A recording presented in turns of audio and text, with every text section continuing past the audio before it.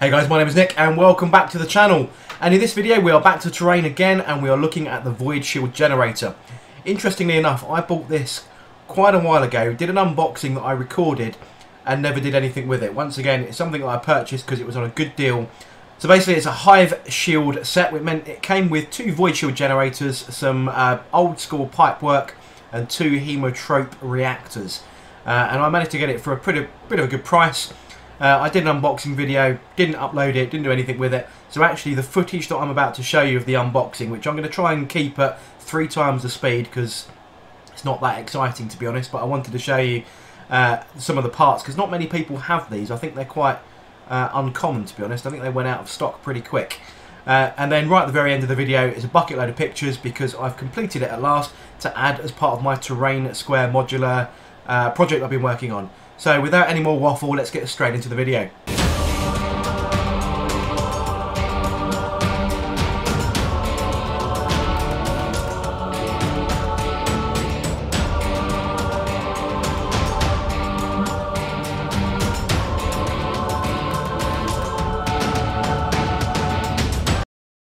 So here we go then guys, this is the Hive Shield box set. As I said, I'm going to run this on 3 times the speed, so you haven't got to sit through too much of an unboxing. As I said, this is a pretty old kit now, and I recorded this footage. I've had a look at the date stamp on the file on my computer, and it's 30th of December 2017, so it is pretty much 12 months old. But because it was a good deal and I managed to pick one up, that was pretty much the only excuse I really needed to go and get one.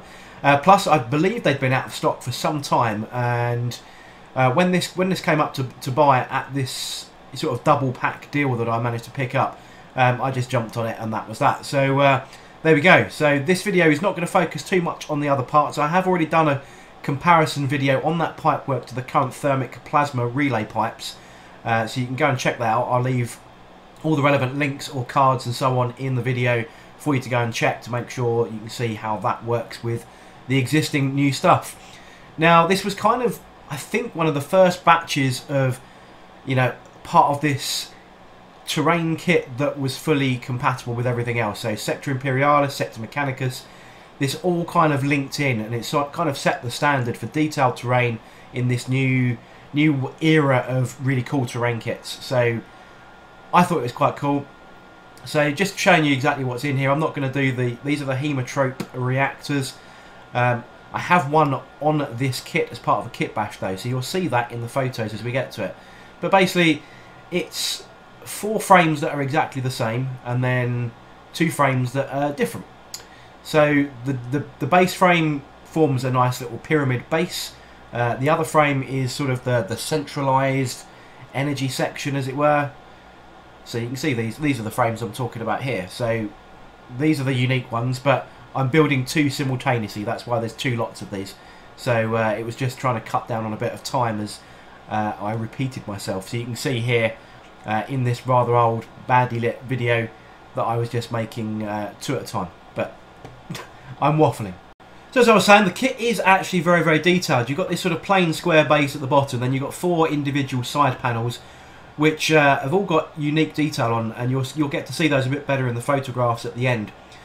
Each side has a slaved in servitor that looks like he's operating some control panels, and then you've got sort of a kind of a door entry kind of thing on one side, and then you've got lots of power cables basically built onto the one that you can see just top left next to the instruction manual. But it builds like a kind of a pyramid like this, as you can see, like a little mini box but with the sides sloping in. They're a little bit fiddly because of the angles that you have to do, and then there's these little wedge pieces that just sort of finish off the details and just hold everything together. And I believe they were unique to how it bolted on. It was a little bit of a tricky concept. I'm obviously clearly struggling, as you can see from the video in front of you right now. But this is a good reason why you test fit multiple times before you glue, just to make sure you know exactly what you're doing. Because I think this was keyed to go one particular way round off memory. That's why it was a little bit fiddly to actually do. But you can see exactly how it's bolting together. It's nice and simple, really. Now you can see magically how the lighting has now changed, because I recorded that first bit in the daylight and the second bit at night time, and I didn't have the same lighting rig that I do now. So suddenly we are in an awful lot of shade, but that's the joys of YouTube evolution, and you've got old video mixed with the new style that I'm doing now. But we're just back on to putting these corner pieces in here. These contain some more detail and just cover up the joins between the four main panels, and they just slide into the sides nice and easy. You can see there I haven't actually started on the other one. I'm just going sort of through the pyramid build on this one, and while that was going to dry, I was then going to build the second one. So all the pieces, you can see they're all cleaned up and just on the side there. But that's pretty much it. That is the main part really of the base. That is the entire base. That shows you how the footprint, which is about, what's that, 2.5 to 3 inches square, just looking at the measuring map below that. The next stage are these 4 giant cog wheels that fit on the top, and they do remain spinnable, so there's a little cap that goes over the top of those and allows you to do exactly what I'm doing on screen. Utterly pointless in a game, but I'd left them unglued. On top of those though, we have these 4 spindly towers which contain sort of the energy dispersal system to make the actual shield in game, I guess. You know, the added bit of realism. You've got the big energy piece underneath being controlled by the slaved in servitors, and then you've got these sort of discharge pylons that are actually producing the void shield. A little bit fiddly, and actually one of the pieces was missing, but fortunately, because I had 2 and a friend of mine who can do resin casting, all he did was cast up the missing one for me. So actually on the second one of these I'll be using a replacement casted up part. So we're all good. But that's all they are, is those sort of pieces there, and then you put on this little ball piece on the top, and then you do that 4 times, and they're all exactly the same. They're all identical, these pieces. So once you've repeated that 4 times, which is, there's a lot of little weird bits on this as well. It's a little bit annoying to build, but you only got to do it the 4 times, and then you're good. But each of those little weird sections, which I don't see why couldn't have been cast in a single cylinder, but there we go. They only go one way round, and then you put a little base square on the bottom, and then you can attach it to the piston or the pylon that we'd already built.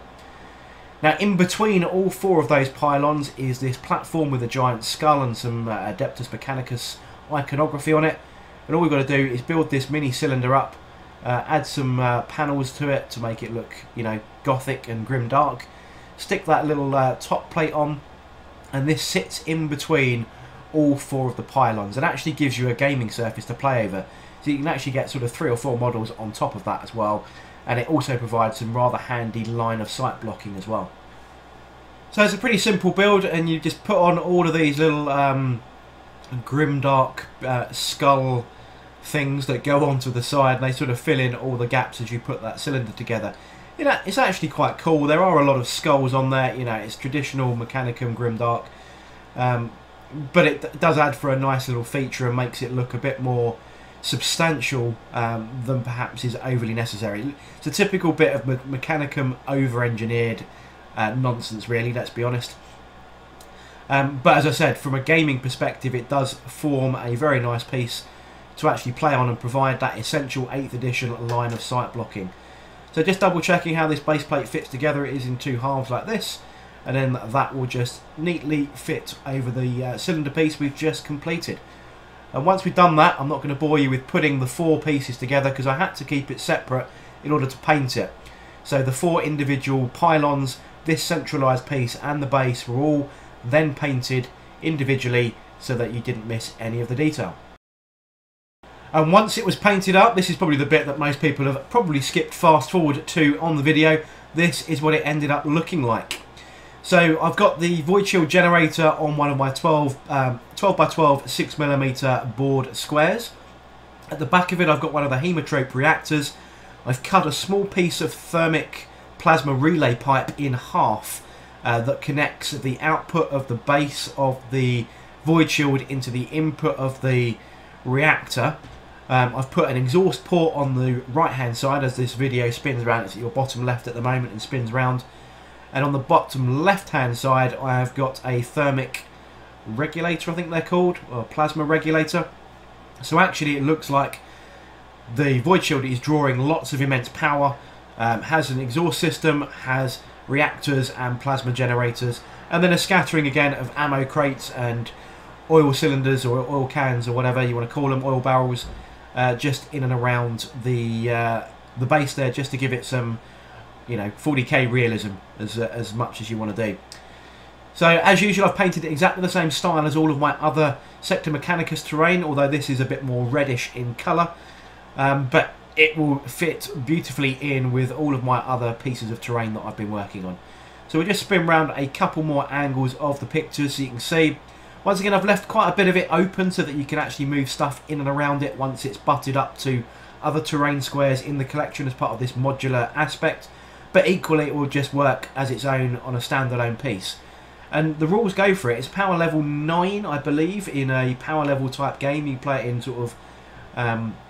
you can actually use it in game, and it grants a 5+ in runnable save, I think, to all incoming shots within 6 inches of it. So it's actually got some cool rules as well. This kind of terrain really has some good benefits or playability within things like Planet Strike or Stronghold games that you might have found or read in Chapter Approved 2017. So some of the old school spin-off kind of missions and so on that you want to play with, where this will sort of fit into planetary defense systems that one side is attacking and one side is defending, and could actually make a very nice centerpiece to a small game like that, or a really good central objective. I think it'll make a really cool centralized objective for something like Kill Team, where, you know, you might have some small scatter terrain around the outside and one team is sent to sabotage while another team is sent to defend. So there we go then, guys. That is the Void Shield generator with a few bits of additional kit bolted on, so it looks like it's generating some power. It's got some source of power and is still entirely viable as a playable piece of equipment. So I hope you enjoyed the video, and if you did, don't forget to like, comment and subscribe. I shall catch you guys on the next video.